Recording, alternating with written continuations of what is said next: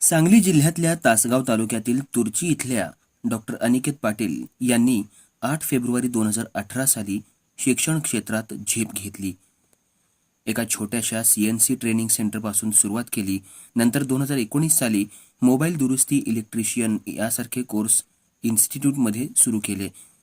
नंतर 2022 साली नर्सिंग आणि पॅरामेडिकल कोर्सेस सुरू करून ग्रामीण भागातल्या मुलामुलींना इन्स्टिट्यूटमार्फत रोजगार आणि स्वयंरोजगार उपलब्ध करून द्यायला सुरुवात केली.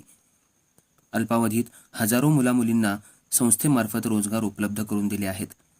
2023 साली तुर्चीसारख्या एका खेडेगावात संकल्प इंग्लिश मीडियम स्कूलची स्थापना करून गोरगरीब आणि ग्रामीण भागातल्या मुलांना उज्ज्वल भविष्य घडवण्यासाठी एक मोठा प्लॅटफॉर्म खेडेगावात सुरू करून दिला.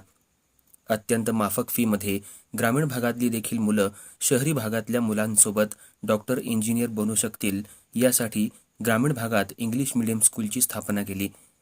त्याचबरोबर 2024 साली संकल्प करिअर अकॅडमी, स्पर्धा परीक्षा मार्गदर्शन केंद्र, पोलीस भरती, सैन्य भरतीसाठी मुलांना एक भव्य अशी अकॅडमी सुरू केली आहे.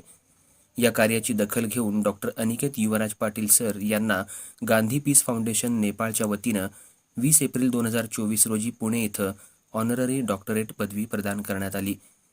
यावेळी डॉक्टर LB राणा, संस्थापक अध्यक्ष GPFN, पद्मश्री गिरीश प्रभुणे पुणे, पद्मश्री विजयकुमार शहा सांगली, डॉक्टर आशा पाटील, राष्ट्रीय अध्यक्ष ग्राहक रक्षक समिती आदी मान्यवर उपस्थित होते.